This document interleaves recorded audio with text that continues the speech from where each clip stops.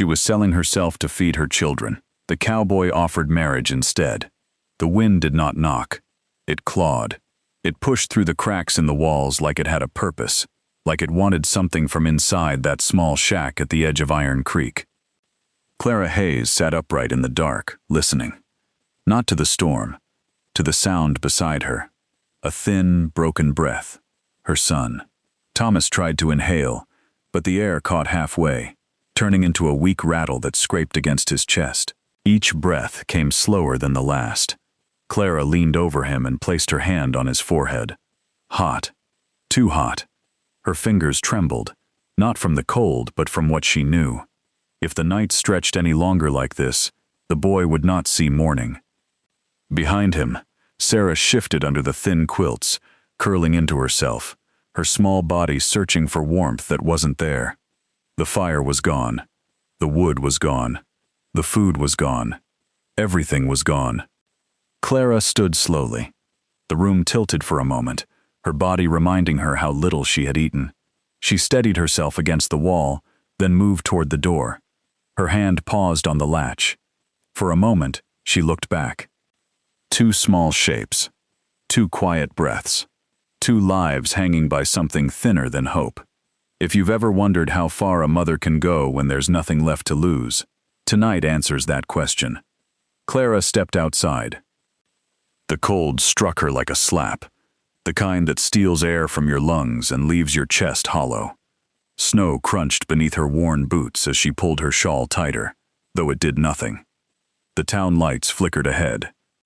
Warm, alive, full of things she could not reach. Her steps carried her through the alley behind the butcher's shop first.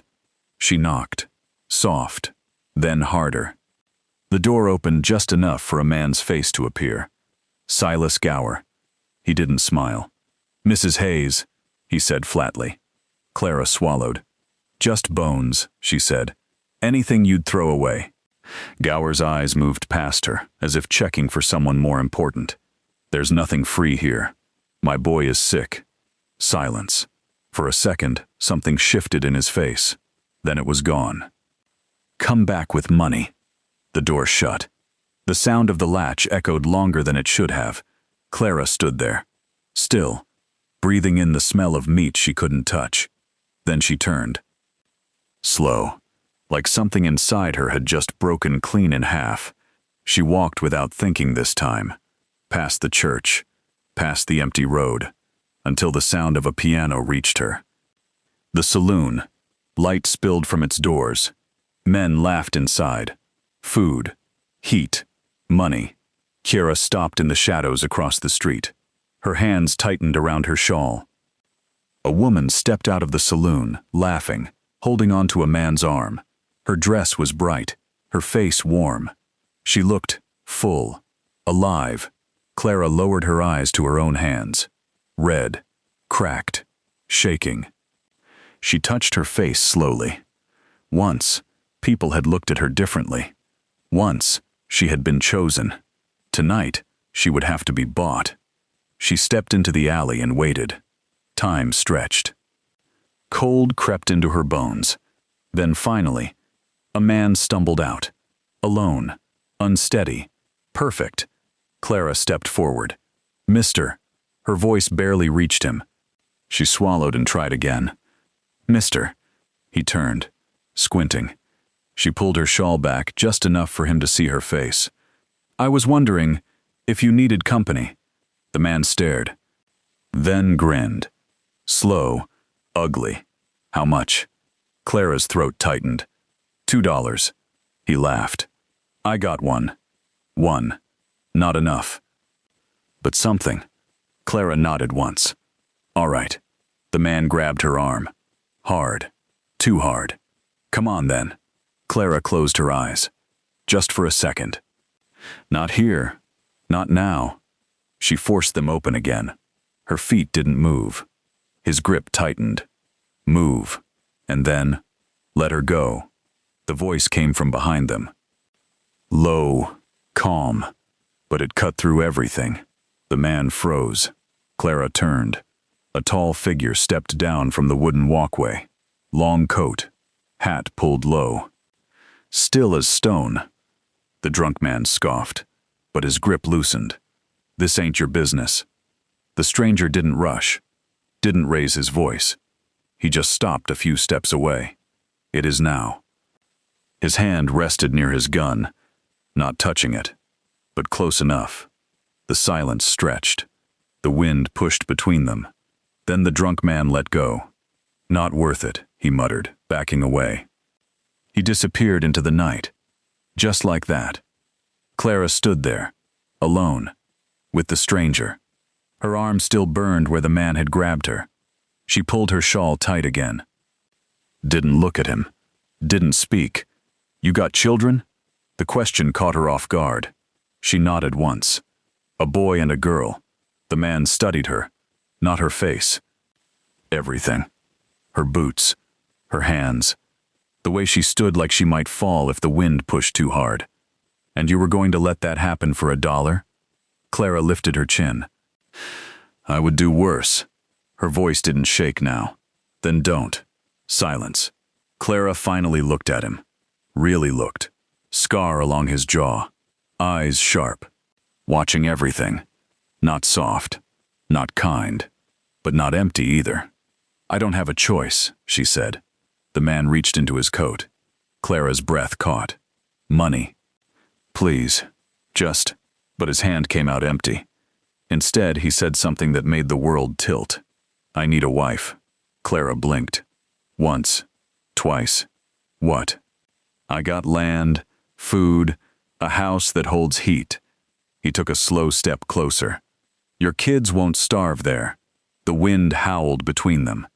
Clara's heart pounded so hard, she could feel it in her throat.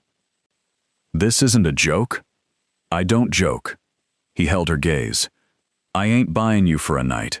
The words settled heavy in the cold air. "Marry me," he said. "And they live." Clara's fingers curled into fists. Behind her eyes, Thomas gasping.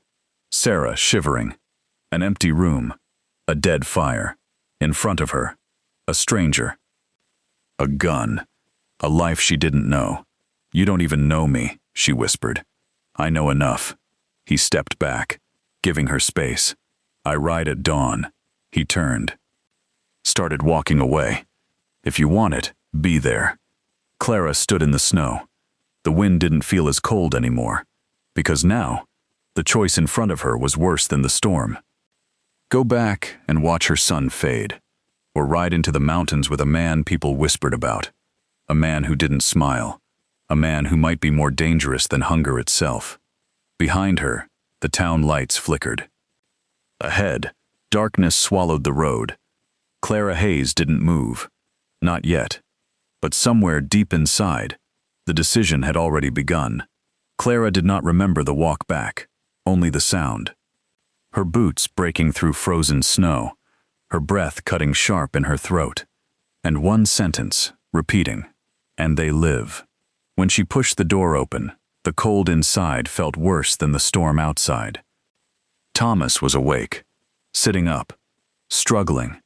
Each breath came shorter now, like his chest was closing in on him. "Mama." The word barely left his lips. Clara dropped to her knees beside him. "I'm here." She pulled him close. His body burned in her arms, yet he shivered like he was buried in ice. "I'm cold." His voice cracked. Clara looked around. The empty stove. The empty floor. The empty life. Her jaw tightened. She made the decision. Not slow. Not careful. Instant. "Sarah," she said, her voice firm now. "Wake up." The little girl stirred, confused.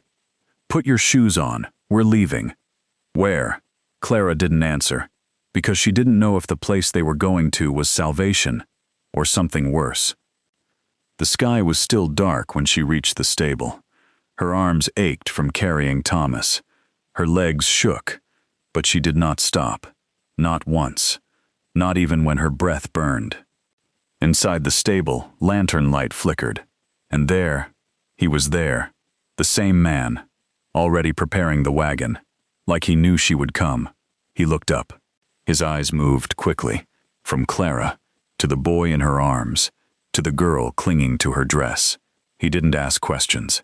He stepped forward and took Thomas from her without a word. The boy barely stirred. "Blankets," the man said. He placed Thomas gently in the wagon, wrapping him in thick buffalo fur. Then he lifted Sarah up beside him. Only then did he turn back to Clara. For a moment, neither of them spoke. Then he removed his glove and held out his hand. Eli Boone. Clara stared at it. Rough, scarred, a hand that had seen things. Done things. She reached out. Clara Hayes. His grip was firm, warm. "Get in," he said. No ceremony, no softness, just action. Clara climbed onto the seat. Eli took the reins. The wagon lurched forward. And just like that, her old life disappeared behind her. The road climbed into the mountains. Higher, colder, quieter. The town faded. The world changed. Clara sat stiff beside him, her hands folded tight in her lap. Every part of her body stayed alert, watching him. Watching the road. Watching for something wrong. Eli didn't speak much. Only small commands to the mules. Only once. "Your boy's breathing's bad." "I know." Silence again. But his eyes checked the wagon again and again, always watching, always measuring.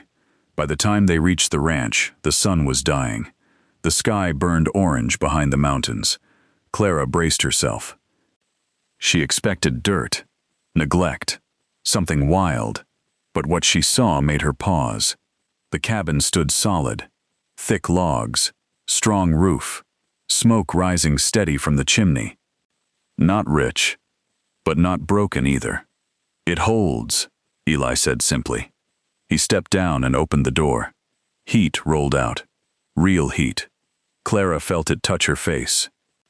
For a second, she forgot how to breathe. Inside, everything was ordered, simple, clean. The stove glowed, wood stacked, table clear, no chaos. No filth, just a quiet place that worked. Eli moved straight to the fire, added wood, then pointed toward the back. "Room's there, you and the girl." Clara hesitated. "And you?" He didn't look at her. "I'll sleep in the barn." She frowned. "It's freezing. I've slept worse."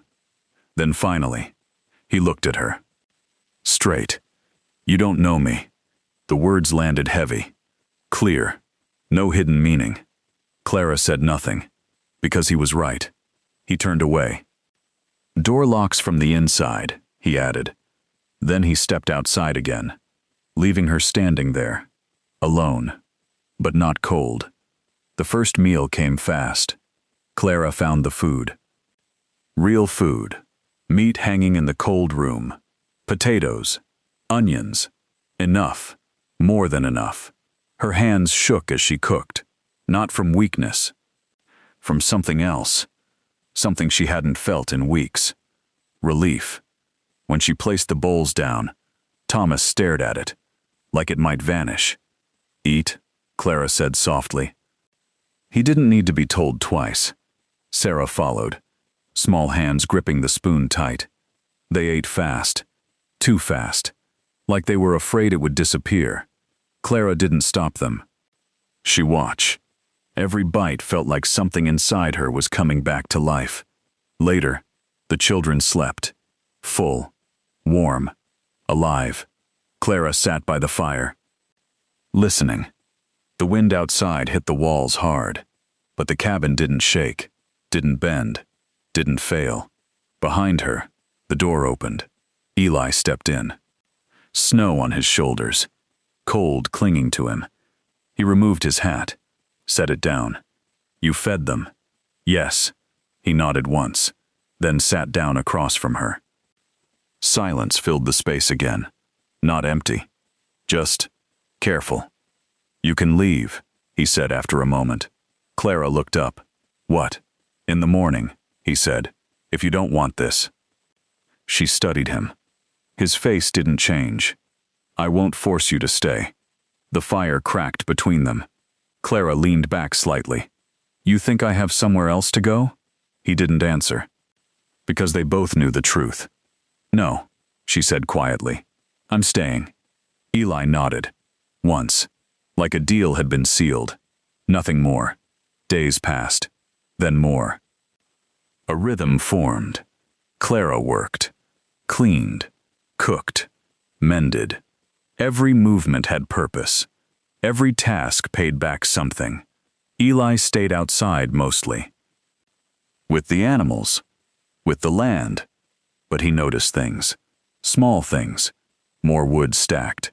Extra blankets brought in. A carved toy left quietly on the table for Sarah. He never said much, but he was there. Always there. Then one morning, Clara saw something that made her stop. Thomas stood near the corral, watching Eli. Listening. Eli showed him how to approach a horse. Slow. Careful. Hand steady. "Respect matters," Eli said. Thomas nodded. Serious. Focused. Clara watched from the window. Her hand rested on the glass. Something inside her shifted. Quiet. Dangerous. Not fear. Not gratitude. Something deeper. Something she wasn't ready to name. That night, the storm returned. Stronger. The kind that shook the walls. Eli didn't go to the barn. He laid his bedroll by the fire. Clara sat across from him. The flames danced between them. The children slept behind the door. Safe. For now. Eli cleaned his gun. Slow. Careful. The sound filled the silence. Clara watched him. Then finally, "Why didn't you marry before?" He paused. Didn't look up. Didn't stay anywhere long enough. Running? Working. Silence again. Then, "I hunted men," he added. Clara didn't move. The fire popped. What happened? Eli looked into the flames. "Got tired of it." His voice dropped. "Realized I wasn't any better than them." Clara leaned forward slightly, watching him. Really watching him now. The man behind the scars. Behind the silence. Behind the gun. Outside. The storm howled louder. Inside. The air between them changed. Not safe. Not simple. Something was building. Something neither of them fully understood yet. And Clara realized the danger she had feared on the road was no longer outside. It was here. Inside this house. Inside this man. And inside her, morning came quiet. Too quiet. Clara woke before the fire died. Not from the cold. From the sound of breathing that wasn't her own. Deep. Uneven. Close. She sat up slowly. Eli lay on the floor near the hearth, still wrapped in his blanket. But something was wrong. His chest rose too fast. His jaw clenched tight, like he was fighting something in his sleep. Clara stood, walked closer. Then, he spoke. Not to her. Not to this room. Different names. Broken sentences. Fragments. Should have waited. He was just a boy. I didn't know. Clara froze. The words didn't make sense, but the weight behind them did. This wasn't a man resting. This wasn't a man resting. This was a man reliving something he couldn't escape. Eli jerked suddenly. His hand shot out, grabbing her wrist. Hard. Clara gasped. His eyes snapped open. Sharp. Wild. For 1 second. He didn't recognize her. Then he did. His grip loosened instantly. Sorry. One word. Rough. He sat up. Ran a hand over his face. Didn't look at her. Clara pulled her wrist back slowly. The place he grabbed still throbbed. You were talking, she said quietly. Eli stood, already turning away. Dream. That wasn't just a dream. Silence. He grabbed his coat. You should rest, she added. I've rested enough. And just like that, he stepped outside, leaving the door open just long enough for the cold to slip back in. The days changed after that. Not in what they did, but in how they moved around each other. Clara noticed everything now. The way Eli never sat with his back to a door. The way his eyes checked every shadow before stepping outside. The way his hand hovered near his gun, even when nothing was wrong. And at night, he didn't sleep deep. Ever. One afternoon, Clara found blood. Not fresh. Dried. On his sleeve. He tried to brush past it. It's nothing. It's not nothing. She stepped in front of him, forced him to stop. Show me. Eli hesitated. Then slowly, he rolled up his sleeve. The cut was deep. Ugly. Angry red around the edges. Clara didn't ask how it happened. Didn't need to. She grabbed water. Cloth. Cleaned it. Careful. Her hands steady. His body stiff. Hold still, she said. I am. You're not. He didn't argue, but his eyes stayed on her, watching, like he didn't understand why she was doing this. That night, the fever came. Fast. Hard. Eli barely made it to the chair before his legs gave out. Clara caught him, lowered him down. His skin burned under her touch. Breath heavy, unsteady. Thomas, she said quickly. More blankets. Sarah, bring the water. The children moved fast, fear in their eyes, but trust too. Clara stayed with him. All night. No sleep. No rest. Only watching. Only waiting. She cleaned the wound again, pressed cloth to his forehead, held his hand when his body shook. At some point, he started talking again. Names, places, things she didn't understand. But one thing became clear. This man had seen too much, done too much, and carried it all alone. By the third night, the fever broke. Slow, like a storm finally moving on. Clara didn't realize she had fallen asleep until a hand touched her hair. Gentle. She woke instantly. Eli was looking at her. Clear. Tired. But awake. You stayed. His voice was quiet. Rough. Clara sat up slowly. Where else would I go? He watched her, like he was trying to understand something he had never seen before. You should have left, he said. I made a deal, she replied. That wasn't part of it. Clara shook her head. Maybe not for you. She reached for the water, helped him drink. His hand didn't let go of hers. Not right away. The silence after felt different. Not careful, not distant. Something had shifted. Eli sat up slowly, still weak, still watching her. You shouldn't stay here. Clara frowned. What? I'm not what you think I am. I never said you were. You don't know what I've done. Clara stepped closer. You think I don't? He looked up at her. Really looked this time. Not past her. Not through her. At her. You were ready to sell yourself for $1, he said. Clara didn't flinch. Yes. Silence. Heavy. Honest. And I didn't run, she added. The fire crackled. Eli's jaw tightened. You deserve better. Clara let out a slow breath. Then, she stepped forward. Close enough to feel the heat of him. I deserve a man who doesn't let my children starve. Her voice was steady, clear. You already gave me that. Eli didn't move, didn't speak. But something in his eyes shifted. Not guarded anymore. Not distant. Something raw. Clara lifted her hand. Slow, careful. Touched his face. The scar along his jaw. Rough under her fingers. He didn't pull away. Didn't stop her. You saved us, she said. Eli shook his head slightly. No, you did. Their faces were inches apart now. The air between them felt different. Thicker, warmer, dangerous in a new way. Eli's hand came up, hesitated, then rested lightly on her wrist, not holding. Just there. Clara. He said her name like it meant something, like it mattered. She didn't step back, didn't look away. For the first time since she met him, she wasn't afraid. Not of him, not of this, not of anything, because the truth had settled in quietly. She hadn't traded her life. She had walked into something else, something neither of them planned, something neither of them understood yet, but it was real, and it was happening, right here, right now, outside. The wind moved through the mountains. But inside that cabin, for the first time, it didn't reach her.